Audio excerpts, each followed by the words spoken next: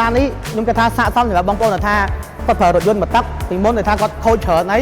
អាចមកធ្វើការផ្លាស់ប្ដូរជាមួយរថយន្ត Z250 បានមួយតម្លៃពិសេសជាពិសេសទី2សម្រាប់អ្នកដែលរៀបការថ្មីថ្មោងចាយវាត្រឹមជាង$20000គាត់ចង់បានថ្មីកក់ក្ដៅមានធានា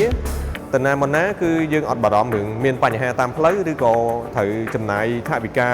មកកញ្ចប់ធំទៅលើការជួសជុល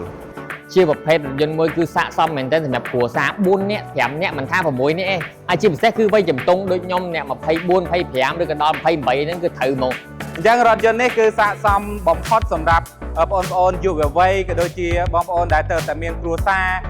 រត្រឹម5នាក់ចុះក្រោមគឺអាចមកមើលរថយន្តស៊េរីថ្មី